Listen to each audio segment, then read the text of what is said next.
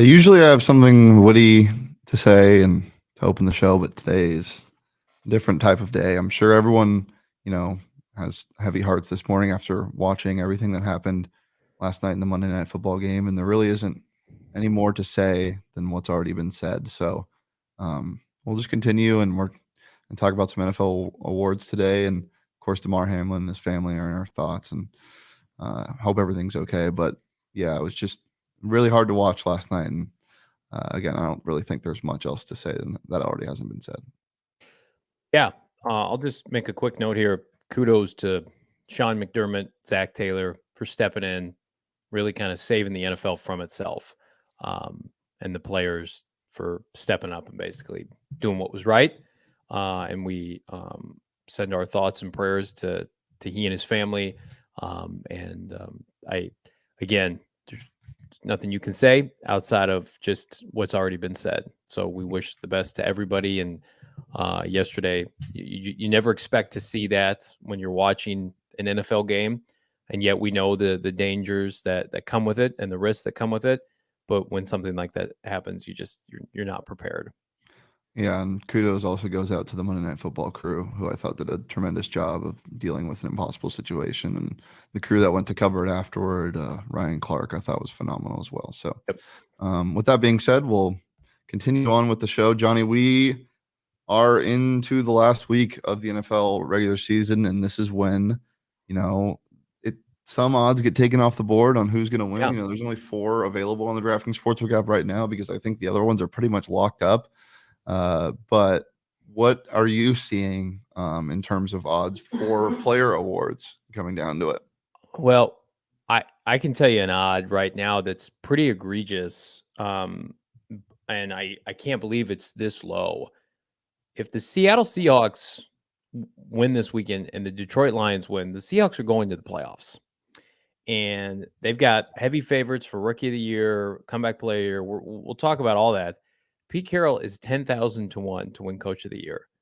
I mean, like that's pretty absurd. Nick Sirianni is plus 150, and I like Nick Sirianni, but he's lost back-to-back games here.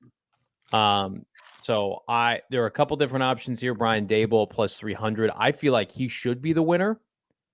Kyle Shanahan plus 200 also deserves consideration, but man, Pete Carroll at plus 10,000. I mean, throw $5 on that. If the Seahawks get in, people are rooting for, I think, Pete based on the fact that he got destroyed in the offseason.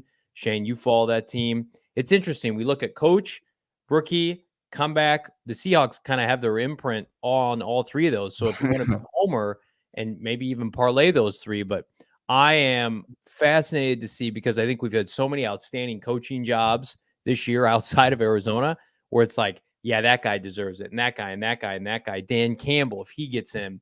Really, I think that the Coach of the Year award is the most fascinating because I don't think it's going to be decided until after this weekend and we know who's getting in. Whereas it feels like something like the MVP, like that's been locked up for a while now. Yeah. It seems like Patrick Mahomes at minus 750. The odds are very short, and they should be. Offensive Rookie of the Year is still close, though. Ken Walker leading the Rookie of the Year odds at minus 130. Garrett Wilson plus 200. Brock Purdy at plus 400. Then Kenny Pickett at plus 16. I think Kenny Pickett might be worth a sprinkle after what we've seen in the past couple of weeks. He'd probably have to put up an unreal performance, but, I mean, he was really good last week. If you're Garrett Wilson, you're probably thinking to yourself, I would have won this award if my quarterback play hadn't been awful. Well, if you're Garrett Wilson, you're also thinking, I'm not in this race unless my teammate tore his ACL. Because what's his name had it locked? Breece Hall had it locked up. Yeah, he did. Looking at the rest of these names on the list, I mean, Chris Olave, I think, is way too low, plus 3,000. He's been the best rookie receiver. I think he's been better than Garrett Wilson this year. I think he's done more with limited opportunities, a receiving core that's a little bit better than people give it credit for. And then Brock Purdy at plus 400. Like, if Brock Purdy gets the number 1 seed and goes undefeated as a starter, I think he's going to get heavy consideration. Whereas I think Kenneth Walker, he's still very good on the field, but I feel like that kind of peaked about a month ago. So I was surprised to see him still favored. It just goes to show you, we do not have a standout rookie quarterback this year that we can hitch our wagon to. It's typically a rookie quarterback award, just like MVP is a quarterback award. So again, that's why I love the uncertainty, because I feel like 2 or 3 guys could really have a chance to win this. Yeah, especially because, next year and it seems the year after that, there's going to be 2 pretty clear Rookie of the Year award winners in quarterbacks, whether it be Bryce Young, C.J. Stroud, Will Levis, and then next year, or the year after that, I think it's for sure going to be Caleb Williams. But we'll see. I'll still a lot to get to. Picks and spreads in the comments said my friend put $30 on Brian Daboll to win Coach of the Year, and man, he might be spot on about that before the season started. He said that's good value right there. What were the odds on that? I bet it was pretty good. Yeah, I mean, I think a lot of people, including myself, applauded the hire, but no way did anybody think that team was going to make any kind of noise. I mean, we're going to have 3 NFC East teams in the playoffs this year, which is crazy. But at the same time, I can tell you definitively what he's done with Daniel Jones, limiting his turnovers when that guy was a turnover machine. To me, that is something that no other coach has been able to do. So I would pick him over Kyle Shanahan and Nick Sirianni. He's, my pick for the year and our picks for today. But again, like Pete Carroll, I know they lost a bunch of games in a row. If he makes the playoffs, like that Seattle team, people thought was the worst team in the NFL coming into this year. And what they've done with Geno Smith, I mean, it's been unbelievable. It's something that, again, I think is getting overlooked now at the end of the year, but it's like they're a win and a Detroit went away from getting in. That's unbelievable. Yeah, if you want to talk about storybook, though, comeback player of the year odds, the longest odds available on the DraftKings Sportsbook have Nick Gates, the guard for the Giants, who, if you don't know his story, look into it. 7 surgeries, just a ton, and playing good football. They're campaigning for him to win it. It might be worth the sprinkle at plus 4,000. Throw $5 on that and win what, 200? 205 get back. So, yeah, don't hate those odds, but all these odds are available on the DraftKings Sportsbook app right now. When you use that promo code PHNX, new customers can download it and place just a $5 bet on any NFL team's money line. And if they win their game, you get $150 in free bets. So download it now. Sign up with that promo code PHNX, place your $5 pregame money line bet on any NFL team to win their game. Get $150 in free bets if they do. It's promo code PHNX. Only the DraftKings Sportsbook app. Minimum age and eligibility restrictions do apply. And see those show notes for more details. Johnny, you got 3 picks for me, for the people, I guess, for the NFL awards. What you got? Love NFL awards because I can get plus money on almost everything. I like Geno Smith, comeback player of the year, over Christian McCaffrey. I think McCaffrey, a lot of people assume he was going to have a big year. Same with Saquon. Golf is interesting at plus 1,000, but Geno Smith, I mean, it's his best year of his career. He went from a complete afterthought backup to guy's going to throw 30 touchdowns this year. That he's the easy runaway winner for me. And then Coach of the Year, Brian Daboll, I think he is the most deserving at plus 300 in the toughest division. Who would have thought in the NFC? Plus 300. Kyle Shanahan, everybody thought they were going to have a juggernaut, and they were never quarterback dependent. Nick Sirianni cannot be considered, in my opinion, for back-to-back losses. We have seen he is Jalen Hurts dependent. I think Jalen Hurts probably deserves more MVP votes than Nick Sirianni deserves Coach of the Year votes. And then lastly, again, Brock Purdy, Rookie of the Year, plus 400. I'm not saying it's a lot because I still think Kenneth Walker is the best favorite. Can't even get even money on that. But, I mean, if Brock Purdy beats the Cardinals, and you should this weekend, and they get the top seed and he goes undefeated as a 7th-round pick, I think this is the kind of interesting year where there's no standout rookie that you could just say plug and play, Kyler Murray, Justin Herbert, blah, blah, blah. I would consider throwing a little bit of scratch on that. So love them all, though, because I can get plus money on everything only at DraftKings Sportsbook. Yeah, I love that. Love those for sure. I'm in the same boat as you for the most part. Ethan Locke. What is that? Is that your name, Pugs and Hugs? Did we just learn something about Pugs and Hugs? Maybe. Who knows?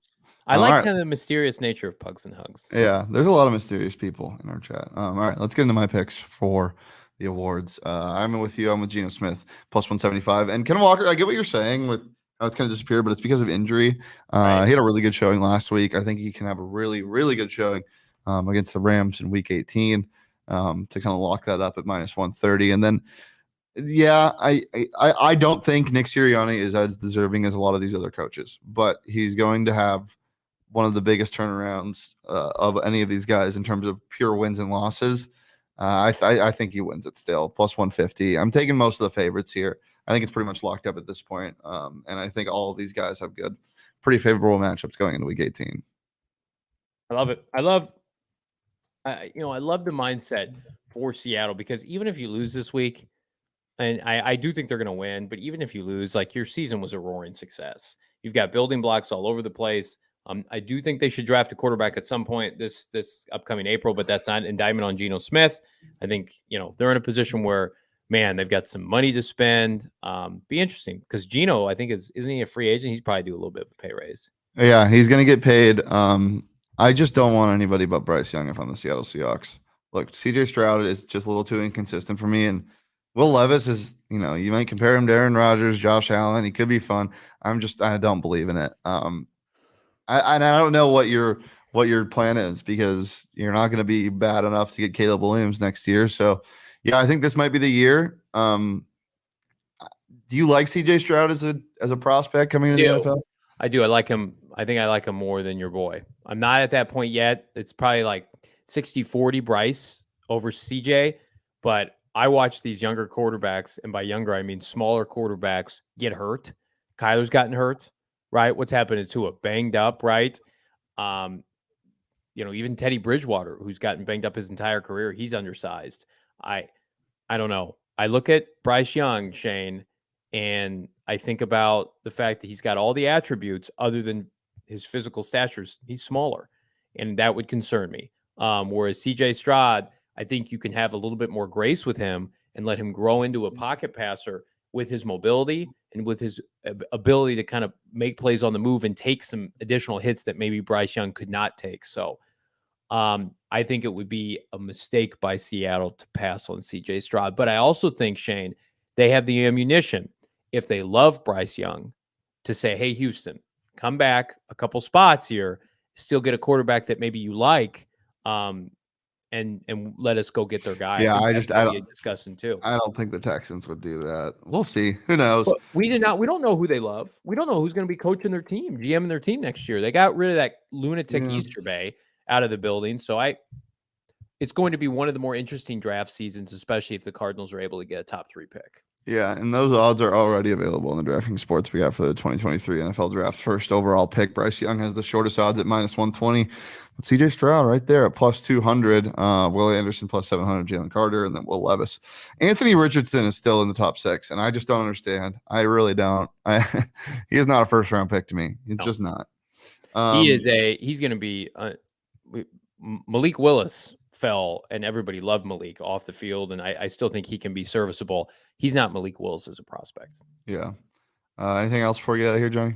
PHNX Cardinals audio-only podcast coming to you later today. Again, we are very much in a touch-and-go situation with Cliff Kingsbury. What happens come Sunday? Should the Cardinals lose? When they lose? Could the announcement be made sooner? We're going to break all that down. Plus, check out our show from yesterday. Really talked and went heavy into the fact that Michael Bidwell must commit big-time dollars for a big-time head coach a la Jim Harbaugh or Sean Payton. Check that out, PHNX Cardinals. Yep, PHNX Sundays live at 2 p.m. right here on the PHNX Sports YouTube channel. You can follow me on Twitter at Shane D. Follow Johnny on Twitter at Johnny Venerable. Follow the show on Twitter at PHNX_bets. We're here live every Monday through Friday at noon on the PHNX Sports YouTube channel. Follow PHNX_sports across all socials, Twitter, Instagram, and TikTok. And we will see you tomorrow. Until then, peace and love. Bye.